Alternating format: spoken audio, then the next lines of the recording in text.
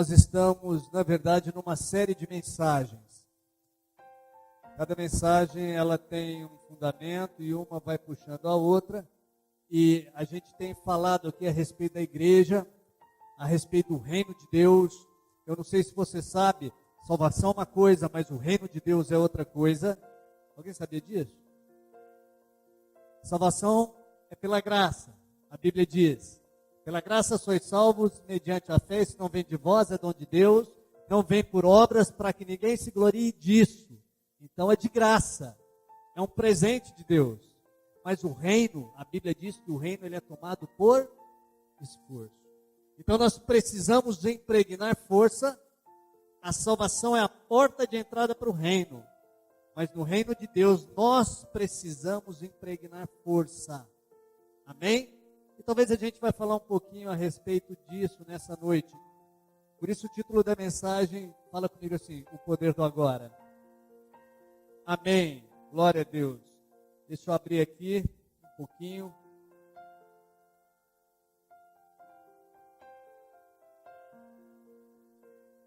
Aleluia. Feche seus olhos por um instante. Eu quero orar aquilo que o pastor Marcelo pregou semana passada. Alguém lembra? O pastor Marcelo falou a respeito de como um apóstolo, qual é a oração de verdade de um apóstolo. Alguém lembra disso? Está lá no livro de Efésios, no capítulo 1, no versículo 15. É interessante que, depois você pode ler lá, quando Paulo começa a falar à igreja que está em Éfeso, ele fala de duas características bem importantes, isso me chama a atenção. Ele fala assim: eu dou graças a Deus por vós, porque eu tenho ouvido falar de vocês a respeito do amor e da fé. Ele começa falando isso lá no versículo 15. Dou graças a Deus por vós, porque tem duas características desse povo que eu tenho ouvido falar, que é fé e amor. Amém? Fala, eu preciso de fé. Como você adquire fé? Eu estou ministrando agora, e fé está sendo gerada no seu coração. Amém? E eu preciso do que também? De amor. Por quê? Porque Deus é amor. Ele não tem amor. Deus é amor. Amém? E nós temos que compartilhar daquilo que é a essência de Deus, e Deus é amor. Então em Efésios capítulo 1, no versículo 15, Paulo inicia dizendo a respeito da fé e do amor, mas ele ora assim para os crentes que estão em Éfeso. Ele diz assim: eu oro para que o Pai do nosso Senhor Jesus Cristo nos conceda o espírito de sabedoria e de revelação do pleno conhecimento dele. Para quê? Para que nós, diga assim, para que eu, aponta para você assim, para que eu possa entender a esperança do meu chamado. Deus estabeleceu um chamado para cada um de nós. E Paulo está orando para que os nossos olhos sejam abertos, para que nós possamos compreender qual é essa esperança desse chamado. E ele continua dizendo também a respeito da nossa herança dos santos. Você sabia que você tem uma herança? Quem sabia que tem uma herança aqui? E ele continua dizendo, ainda mais, dizendo assim: e o poder que opera em nós. Então Paulo está falando de um chamado, Paulo está falando de uma herança, e Paulo está falando também de um poder, que é o poder de Deus, que ressuscitou Jesus dentre os mortos, e esse poder, ele está dentro de mim e de você. Amém? É esse poder que me capacita, e é esse poder que te capacita. Então, o pastor, ele comentou muito sobre isso, principalmente sobre o chamado. Eu queria te convidar para que você abrisse a sua Bíblia agora em Números capítulo 13. Números capítulo 13.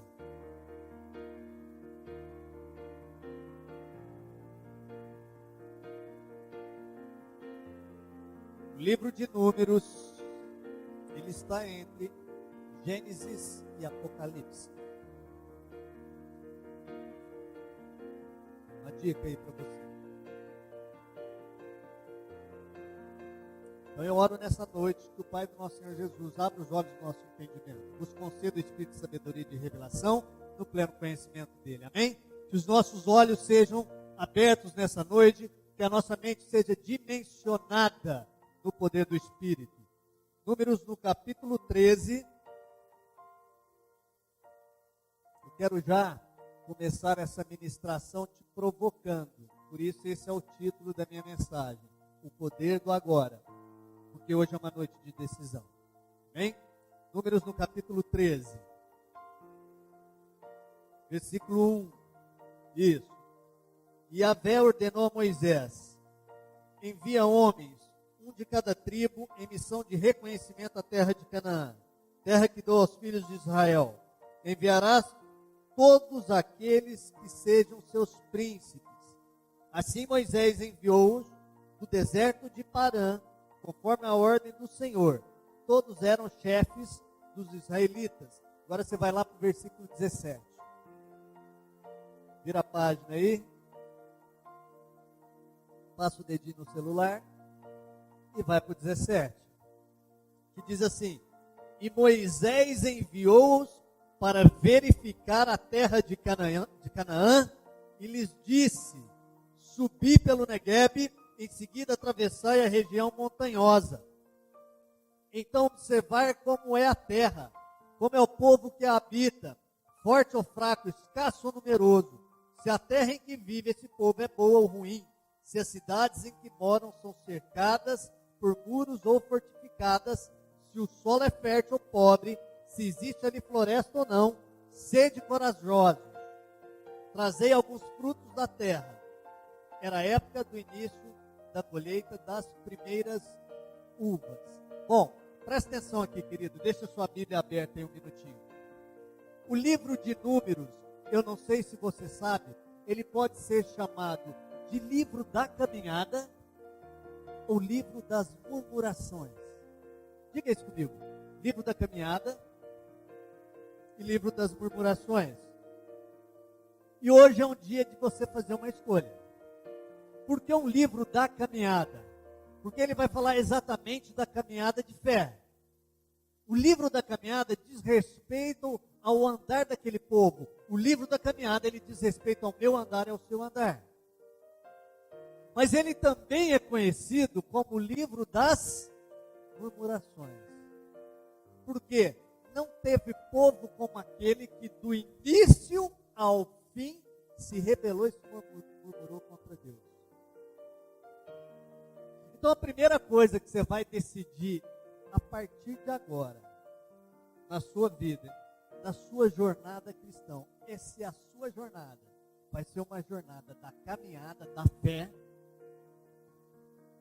Se você tem andado aqui até hoje e tem percebido que a sua caminhada tem sido uma caminhada de murmuração, hoje é uma noite de decisão. Ou você continua fazendo a sua caminhada, da sua jornada, uma caminhada de murmuração, ou você vai fazer, se você já faz, você vai continuar, ou você vai tomar a decisão, porque você tem o poder de tomar essa decisão agora, de que a sua caminhada vai ser uma caminhada de fé. Amém? Você está aqui comigo? Não. O apóstolo Paulo fala em Gálatas, no capítulo 5, você não precisa abrir, no versículo 7. Vós corrieis bem, quem vos impediu? Quem pode impedir a sua caminhada? Essa é a pergunta. Não responde. Quem pode impedir a sua caminhada? Vamos para a Bíblia. Então Moisés, ele chega, ele separa 12 homens, 12 líderes, um de cada tribo, e fala assim: agora nós vamos para a terra de Canaã. Ele envia então 12 espias, para que esses homens, nós lemos aqui, para que esses homens pudessem espiar a terra, ver se a terra era boa, trazer um relatório como essa terra. Essa terra é uma terra que emana leite e mel, essa terra é uma terra que tem fruto. E a Bíblia diz que quando eles chegam no vale de Escol, ali eles encontram uvas tão grandes cachos de uvas tão gigantes que um homem só não conseguia carregá-la. E precisava vários homens para poder carregar um cacho de uva. Não apenas uva, mas eles encontraram figos, eles encontraram romã. Era uma terra muito frutífera.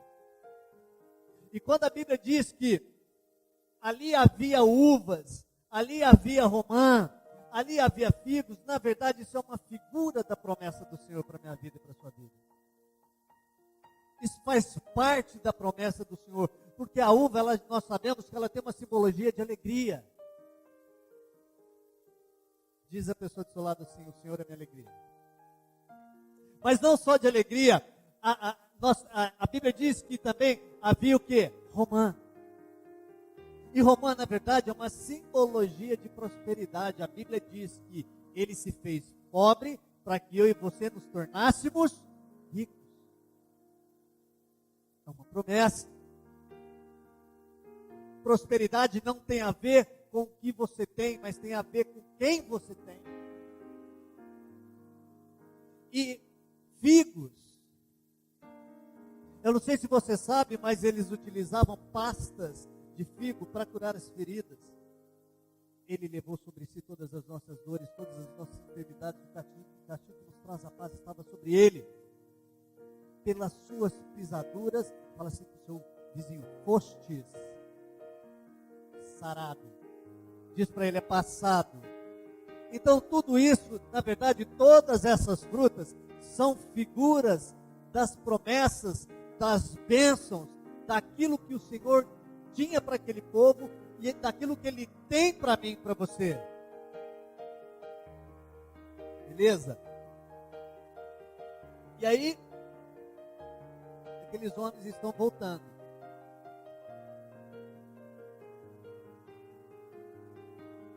E quando eles chegam diante do líder de Moisés, eles concordam entre si.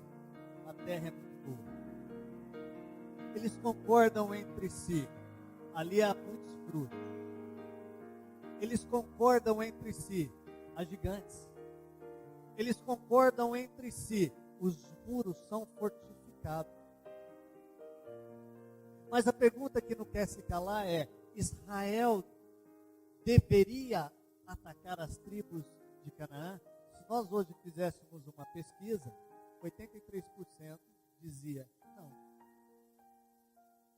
83% dos entrevistados diriam não, Israel não deveria atacar, porque a terra tem gigantes, os muros são fortificados. E 17% diriam sim, nós devemos invadir a terra. 83% que representava aqueles 10 homens disseram não, a terra ela tem gigantes e eles são pavorosos. E os muros das cidades, eles são fortificados. Diga assim comigo, má notícia. Interessante que, vamos deixar um pouquinho a má notícia de lado. O que me chama a atenção é que os 17%, ou seja, Josué e Caleb, antes deles passarem o relatório da terra, de forma educada, eles dizem assim: calem a boca. De forma bem educada. Quero falar algo para você nessa noite. Vão haver na sua vida vários momentos em que você vai ter que abrir a sua boca e dizer assim: cala a boca. Em vários momentos na sua vida, você vai ter que ser ousado. E você vai ter que abrir a sua boca e dizer: cala a boca. Seja educado como Josué e Caleb. Então, depois que Josué e Caleb mandam aquele povo calar a boca, eles então começam a passar o quê? O relatório para Moisés. Mas o que eu quero te chamar a atenção, você já percebeu que existem pessoas que fomentam, supervalorizam as más notícias? Ou só eu que já percebi isso? Principalmente no ambiente familiar. Fala Deus comigo. Em Gênesis, no capítulo 49, se eu não me engano, a Bíblia diz assim: José era um ramo frutífero, diga comigo assim, junta a fonte. Vai de graça para você na sua mensalidade. Junta a fonte, está querendo dizer, revelação, que ele só era frutífero porque ele estava na fonte. Fala, eu não sabia. Fala assim para mim, eu não sabia. Então você está sabendo. Então a Bíblia diz em Gênesis 49 assim: José era um ramo frutífero junto à fonte, e os seus ramos se estendiam sobre o muro. A Bíblia está falando a respeito do governo de José. Mas no final do versículo diz assim: mas eles lhe davam o quê? Amargura. Eles quem? A Bíblia fala assim, exatamente assim: mas os flecheiros lhe davam amargura. Quem são os flecheiros? Diga assim comigo, seus próprios irmãos. Então muitas vezes dentro da sua casa, querida, as pessoas vão levantar e te trazer má notícia. Mas você não precisa falar cala a boca, principalmente se for, né, dentro da sua casa. Fala com jeitinho. Fala com a palavra, devolve com a palavra. Os flecheiros, a Bíblia diz, trazia para a vida de José, que estava numa posição de governo, o quê? Amargura. Você já ouviu frases do tipo: você vai fazer isso? Ah, não mexe com isso não. Isso não é para você. Quem já ouviu isso?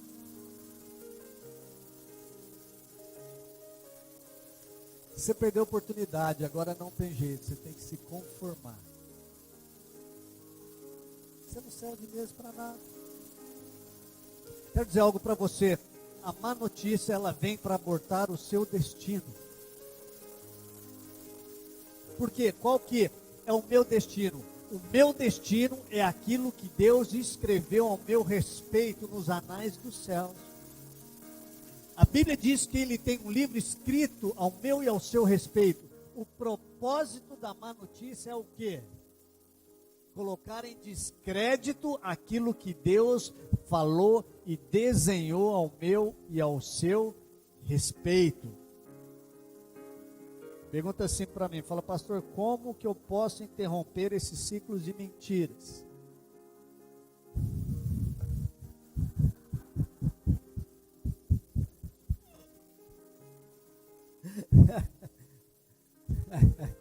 Simples. Simples assim, Vitor. Você vai apenas declarar aquilo que a palavra diz a seu respeito. Mas vamos voltar ao texto. Olha só a postura de Josué e Caleb. Mas notícias. Não foi assim tão sereno assim, mas foi mais forte. Mas notícias, calem a boca. Vamos subir e tomar a terra, porque é certo que prevaleceremos. É certo, estou convicto, tenho certeza. Ora, fé é certeza, fé é estar totalmente convicto, fé é você estar totalmente persuadido. Vamos subir, porque eu tenho certeza que nós venceremos. Diga para a pessoa do seu lado assim: a fé é o seu combustível da vitória. Amém? Lembrei uma outra coisa. O pastor Marcelo falou na pregação dele de domingo passado, que tem a ver com a minha mensagem. Ele disse algo muito interessante, que ele disse assim: que todos provaram os mesmos sinais e maravilhas. Todos que estavam no deserto provaram os mesmos sinais e maravilha. Eles comeram do maná do céu, as suas roupas não envelheciam, os seus sapatos, eles cresciam juntamente com seus pés. Então eles estavam no mesmo ambiente. Mas ele falou um negócio assim: o que adiantou tudo isso? O que adiantou todos esses milagres? Para que adiantou todas essas maravilhas? Fala assim comigo: nada. Por quê? Porque a Bíblia diz que acima de 20 anos, exceto Josué e Caleb, morreram no deserto e não provaram da terra prometida. Isso aí a gente pode trazer para várias coisas. Por exemplo, eles provaram de sinais e maravilhas. Eles provaram de operações de milagres. 1 Coríntios capítulo 12, Paulo fala que nós não devemos ser ignorantes a respeito dos dons espirituais. O dom é um presente. Na palavra original grega é a palavra carisma. E um presente, quando Deus te dá, Ele não te pede de volta. Você não dá um presente de aniversário para alguém, no outro dia você vai buscar. A não ser que você esteja com muita raiva da pessoa, seu ex-namorado, de repente, não sei. Você termina na noite e busca no dia seguinte. Mas Paulo, ele nos instrui para que nós não sejamos ignorantes a respeito dos dons. Os dons, na verdade, são especializações do reino de Deus.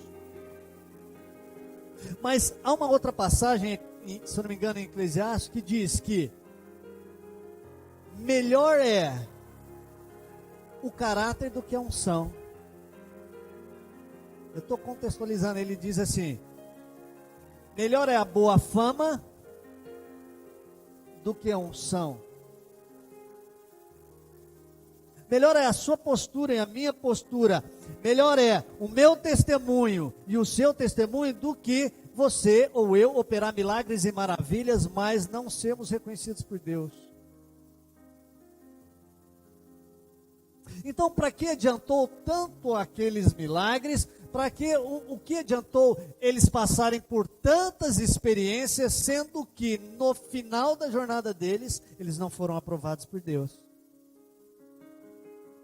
E eu acho muito interessante, por causa da incredulidade, a gente sabe disso, mas eu acho interessante por quê? Porque eles cresceram aonde? No mesmo ambiente.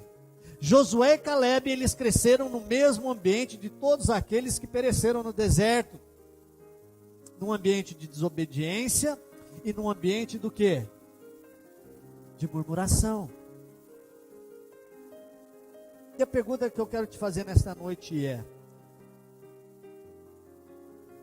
o ambiente, os ambientes e a geografia, elas são responsáveis pelas nossas decisões?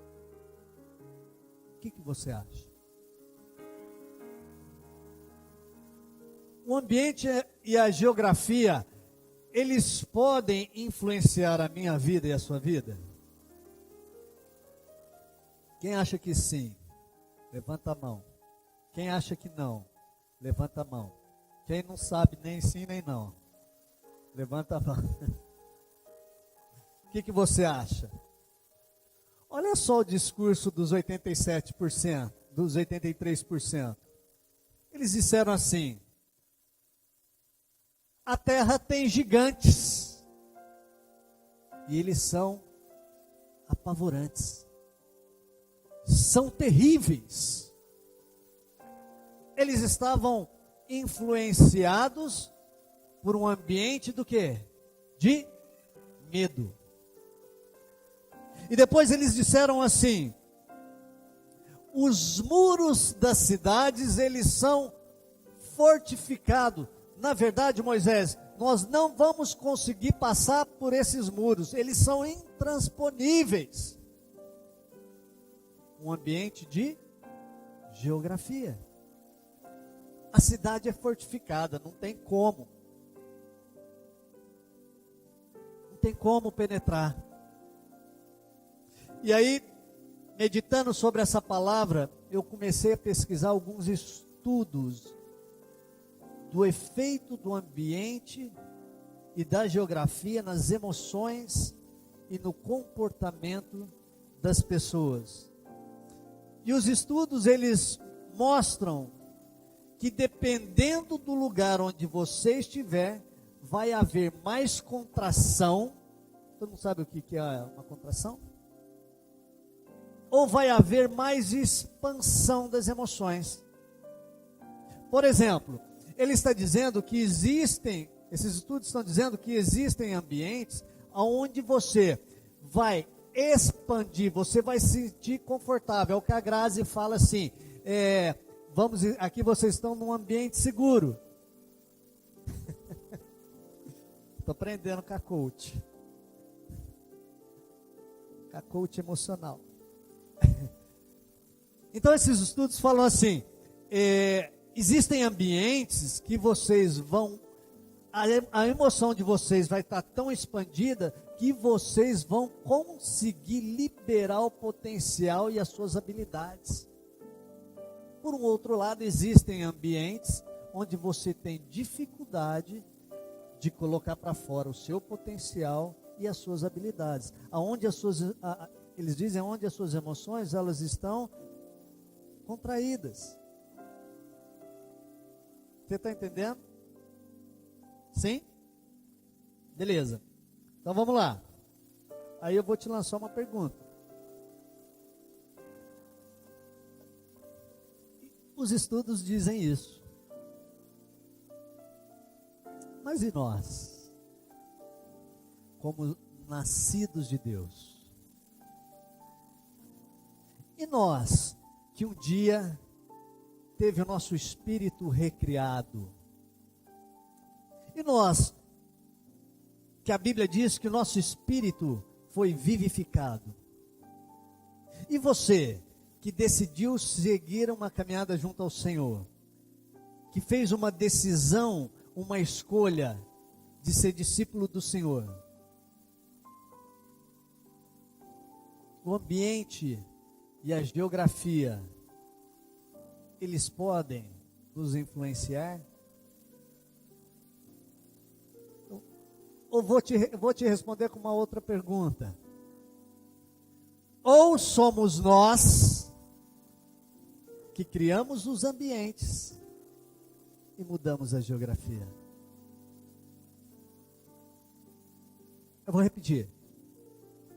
Somos influenciados pela geografia, pela atmosfera, pelo ambiente, ou nós, como filhos amados de Deus, somos aqueles que mudam as atmosferas, os ambientes e transformam a geografia?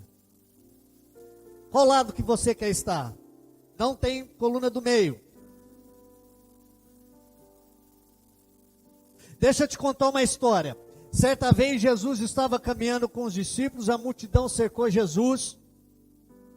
E Jesus ele estava ensinando a multidão. E os discípulos chegaram para Jesus e viraram para Jesus e falaram assim: Jesus, despede a multidão, porque o lugar é deserto e já é tarde. Presta atenção aqui comigo. Jesus despede a multidão, primeiro, porque o lugar é deserto. Segundo, porque já é tarde. E eles continuam e falam assim para Jesus: Jesus, despede essa multidão logo, por quê? Porque no caminho, no meio das aldeias, aí eles possam arrumar alguma coisa para comer. E Jesus vira para eles e fala assim: dai vocês a eles do que comer. Você conhece a história? E eles falam assim para ele: Jesus, mas nós só temos aqui 5 pães e 2 peixes. Essas são as 3 desculpas que eu e você, nós damos. O lugar é deserto, já é tarde, e só temos 5 pães e 2 peixes. O lugar é deserto, já é tarde, e as condições são desfavoráveis.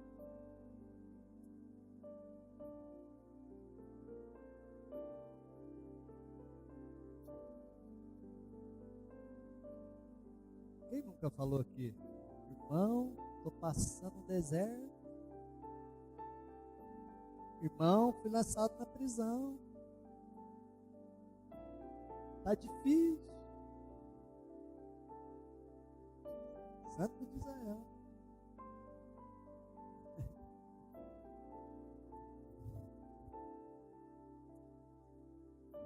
Frases do tipo, parece que aonde eu estou não vai acontecer nada.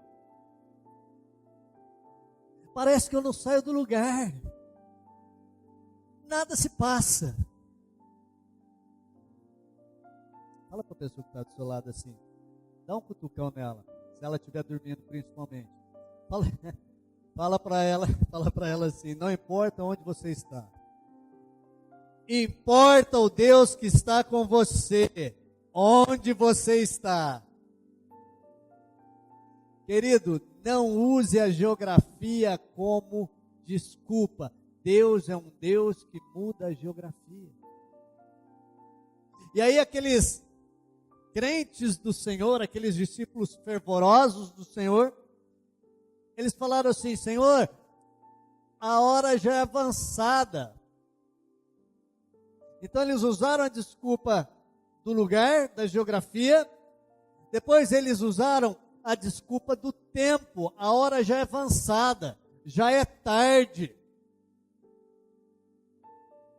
Não use a desculpa do tempo, meu querido. Deus, ele faz milagre em tempos diferentes. Quando Jesus chegou, fazia 4 dias que Lázaro tinha morrido.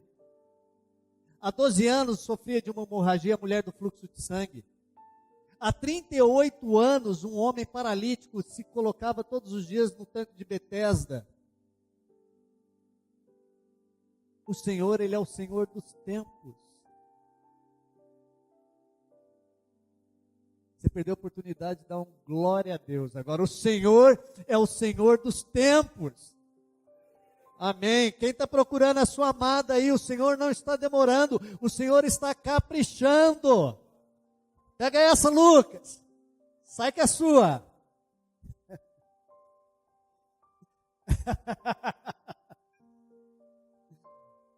Há 38 anos em frente ao tanque de Betesda. Querido, quanto tempo faz que você espera o seu milagre? Há quanto tempo você espera o seu milagre? Eu quero dizer que o Senhor, ele é o Senhor do tempo. Eu não sei se você sabe, mas é por isso que Jesus não disse nem o dia e nem a hora. Presta atenção, o Senhor não disse nem o dia e nem a hora que ele viria. Por quê? Porque ele não quer que a igreja dele fique olhando para o relógio. Ele quer que a igreja dele esteja pronta. Ele está falando de postura. Postura. Amém? Quando nós olhamos para o tempo, nós perdemos a nossa postura. Vou repetir. Quando nós olhamos para o tempo, quando nós ficamos preocupados com o tempo, nós perdemos a nossa postura. Por quê? Porque nós ficamos preocupados e ansiosos. Terceira coisa que aqueles homens disseram para Jesus: nós só temos 5 pães e 2 peixinhos. Ou seja, as condições são desfavoráveis. Se você, querido, ficar focado, se você ficar o tempo todo olhando nas suas condições, se você ficar focado nas condições desfavoráveis, você nunca vai provar do milagre do Senhor. Se o teu foco está na tua situação, eu tenho 5 pães e 2 peixes. Agora, você quer provar do milagre do Senhor? Faça como Jesus fez. Pegue os 5 pães e os 2 peixes, levante aos céus e agradeça a Deus. Amém? Eu queria que você fechasse seus olhos agora. E eu tenho certeza que você tem um motivo para agradecer. Agradeça ao Senhor agora. Deus colocou algo no teu coração agora. Agradeça a Deus.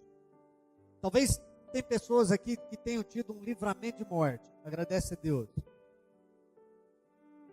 Pessoas que estão próximas de você que foram salvas. Agradece a Deus. Ah, pastor, eu não tenho nada para agradecer. Tem sim, você está aqui, tem saúde. Agradece a Deus. A tua família está bem. Agradece a Deus. Amém? Volta aqui comigo. É na impossibilidade que Deus opera, querido. Eu já falei isso aqui, eu vou repetir. Quando Jesus desceu à mansão dos mortos, quando Jesus desceu ao Hades, ele aniquilou a teoria da impossibilidade. Quando Deus operou poder sobre Jesus, e Jesus ressuscitou dentre os mortos, Deus aniquilou a teoria da impossibilidade. Tudo é possível. Amém? Ou você acha que transformar água em vinho é normal? É natural?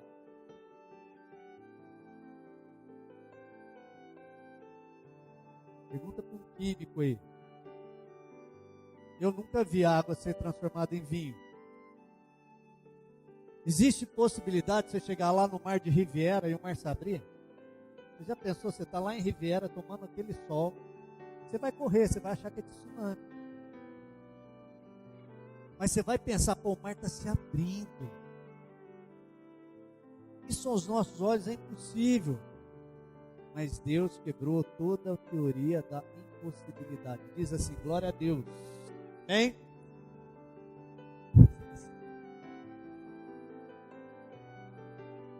Uma frase ou um versículo que é muito falado aqui nesse ministério.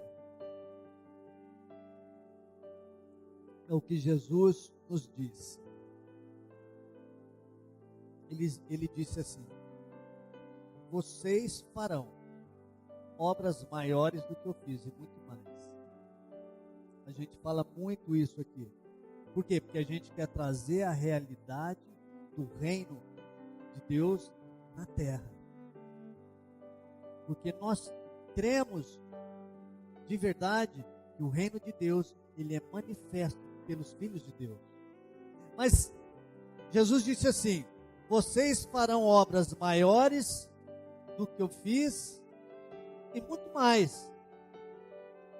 Alguns dizem assim: não, nós vamos fazer obras maiores que Jesus fez, porque Jesus ficou 3 anos e meio só na terra. E a gente tem a vida toda, então nós vamos fazer obras a mais que ele. Não interessa. Não interessa o que ele diz. Ele diz que nós faríamos obras maiores do que a dele e muito mais. Agora, será que a gente crê mesmo? A gente diz que crê.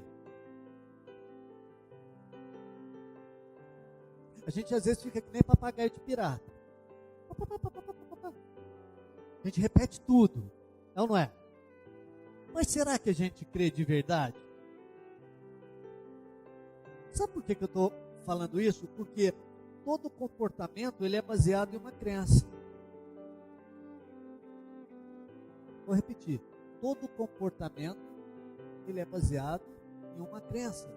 Jesus não está preocupado em que a sua igreja fique olhando um relógio. Mas ele está preocupado com o nosso comportamento. E todo comportamento, vou ser enfático, todo comportamento ele é resultado de uma crença. Por isso que nós temos que tomar cuidado naquilo que nós acreditamos. Porque tudo aquilo que você acredita vai exigir de você uma resposta. Vou repetir. Tudo aquilo que você acredita vai exigir de você uma ação. Tudo aquilo que você acredita vai exigir de você o quê? Um comportamento.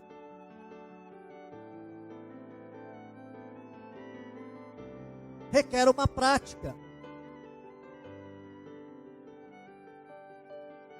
Você já se pegou? Talvez hoje não. Mas quem sabe tem alguém aqui. Você já se pegou pensando em algumas coisas que você sempre faz?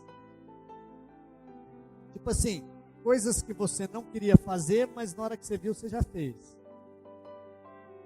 E você luta com aquilo, dia após dia. E aí você fala, não vou fazer, não vou fazer, fiz.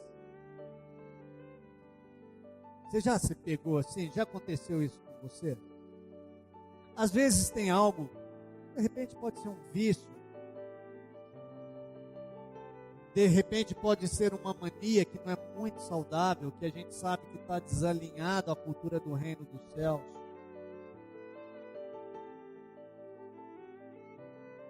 Mas de fato, muitas vezes, por exemplo, eu já vi isso na minha vida, graças a Deus, muitas coisas eu já venci e não faço mais. Mas você quer ver como você pode vencer um comportamento ou um hábito na sua vida que não é saudável? Você nunca vai conseguir pelo seu esforço, pelo seu braço, pela sua força. Você só consegue mudar um comportamento que você repete ele várias vezes e as suas crenças mudarem. Você só consegue vencer algo porque o evangelho, ele não tem a ver com fazer a coisa certa. O evangelho tem a ver com a coisa de crer certo. A lei é justamente isso, quando nós tentamos fazer pela força do nosso braço, caímos da graça. Mas a graça é quando Ele já fez tudo e eu recebo. Então, na verdade, isso é uma mudança de pensamento. Para que um hábito destrutivo na minha vida seja vencido, não é na minha força, não é no meu braço. Não é de eu repetir muitas palavras. Mas é a partir do momento em que eu mudo a minha maneira de pensar, eu mudo as minhas crenças. E aí, estou quase terminando.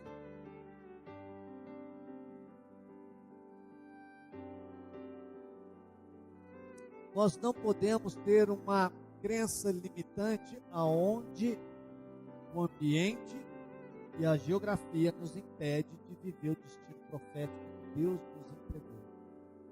Aquilo que o Senhor colocou dentro de você, o potencial que está lá dentro de você, você precisa colocar ele para fora. O Miles Monroe diz que o lugar mais rico do universo é o cemitério.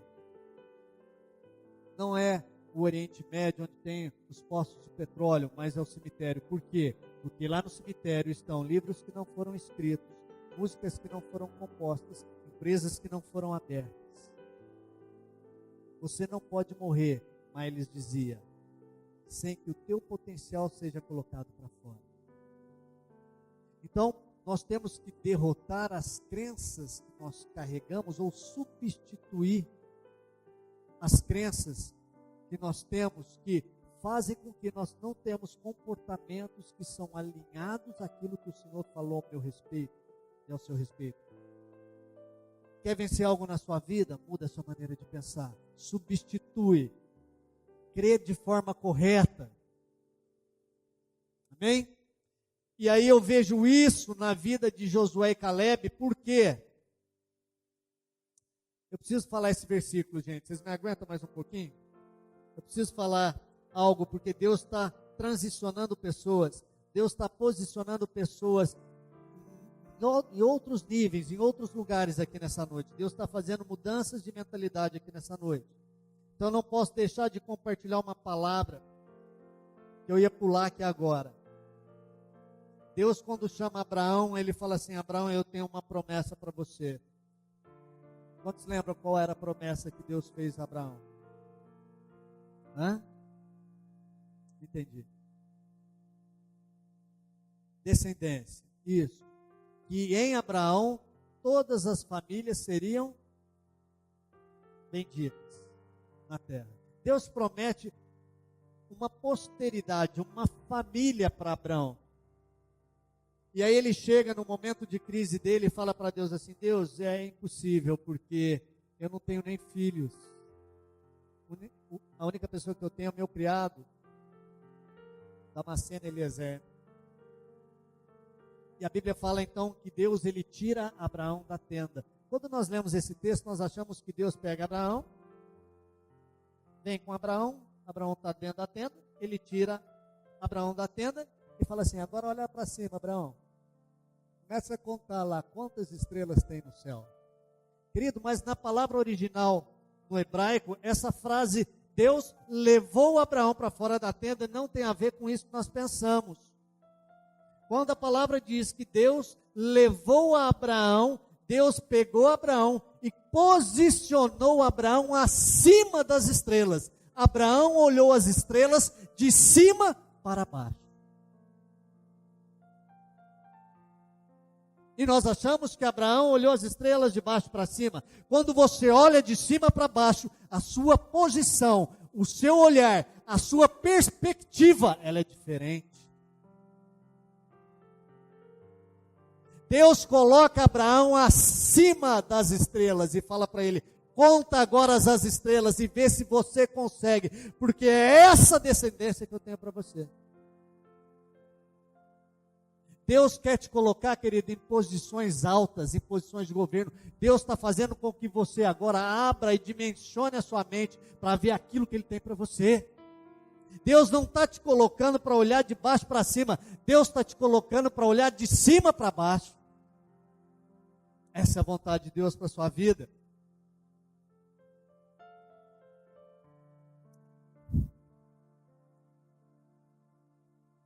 Fala assim: Deus está mudando a minha perspectiva, a minha maneira de pensar. Fala aí, fé está sendo gerada no meu coração. Amém? Se fé é gerada no seu coração, querido, fé precisa de ação. Fé é ação. Deus está te colocando na posição correta, na maneira correta de crer. Amém? Efésios capítulo 2, no verso 6 diz que nós estamos assentados. Isso está falando de uma posição. Estamos assentados juntamente com Ele nas regiões celestiais. Amém? Em Números, no capítulo 14. Corre lá. Números capítulo 14, no verso 23, diz assim: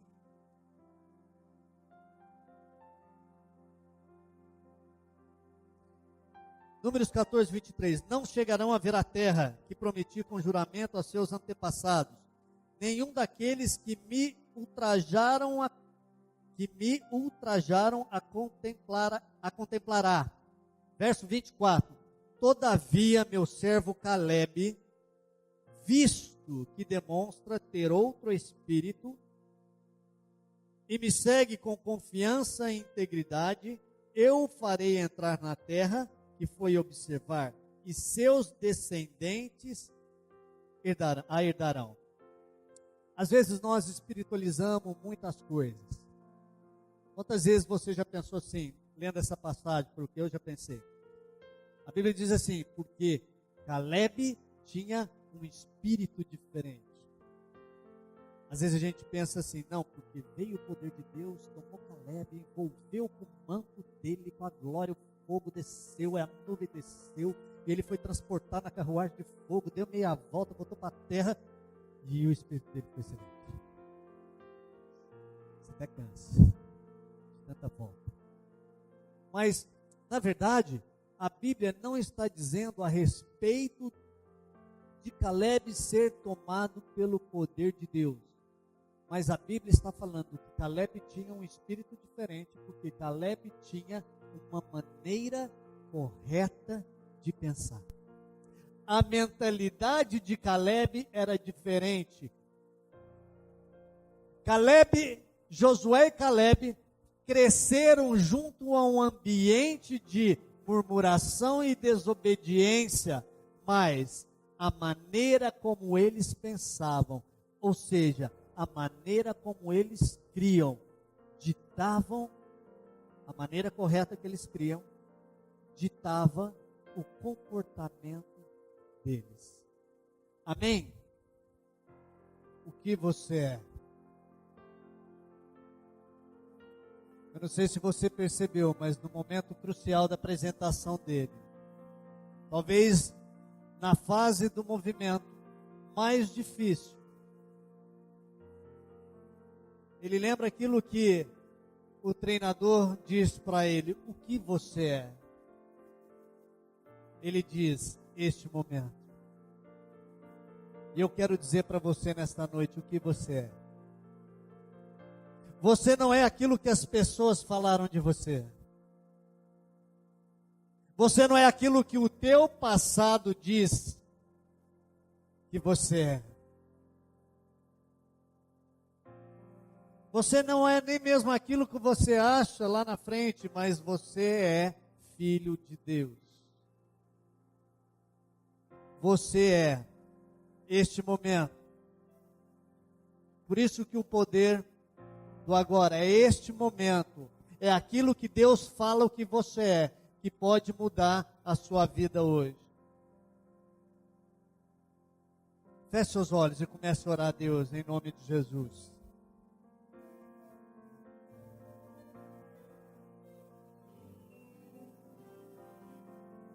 Comece aí a declarar aquilo que Deus, Ele diz de você.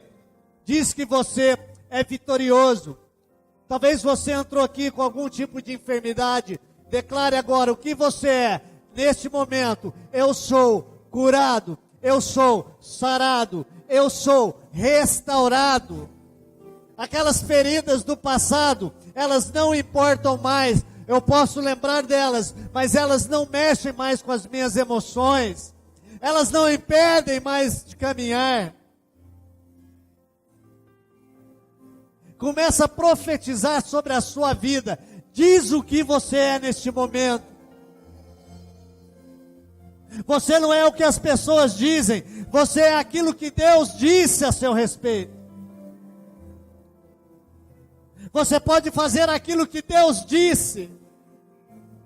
Você pode construir um futuro incrível a partir do momento que você crê de forma correta. Oh, aleluia!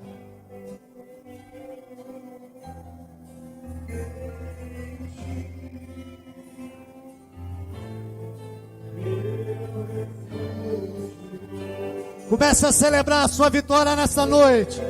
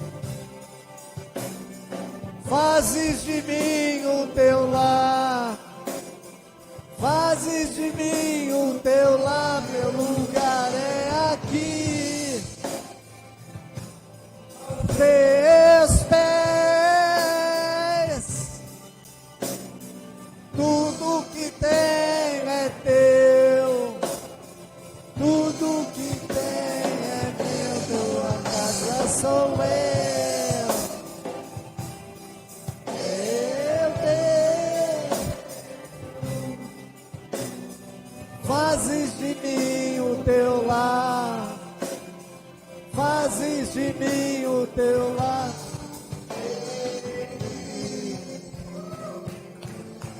Meu refúgio,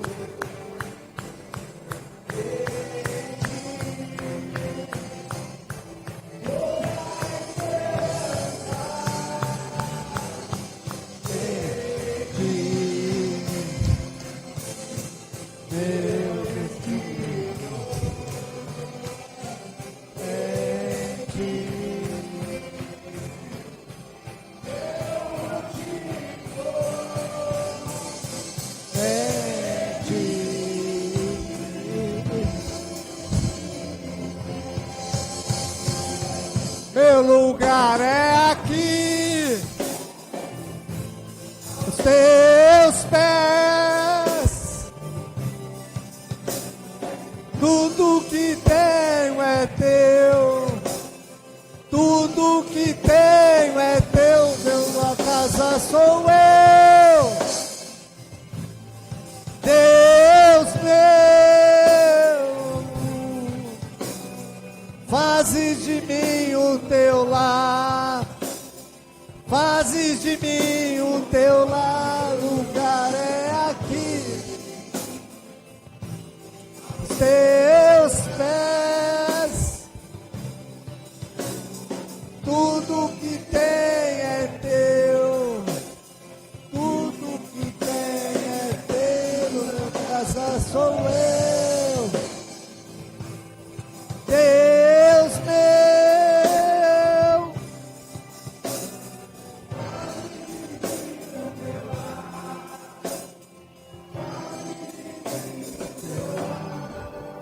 Aleluia. Aleluia.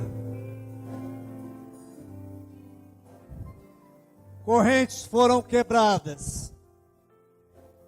Eu creio que correntes foram quebradas.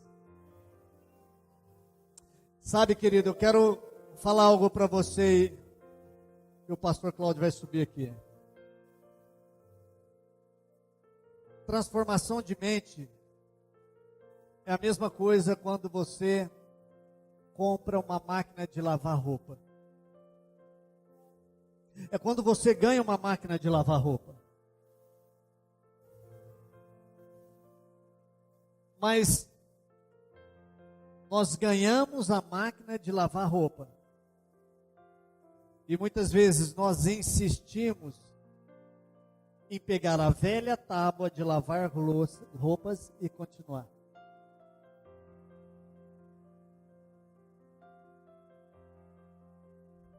A ferramenta que Deus te deu está aqui.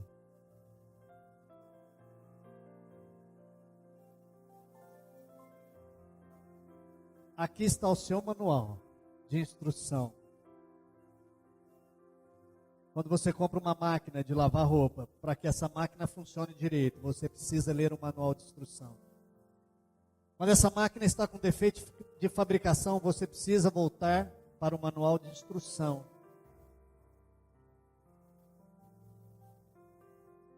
Deus te deu uma máquina nova de lavar roupa.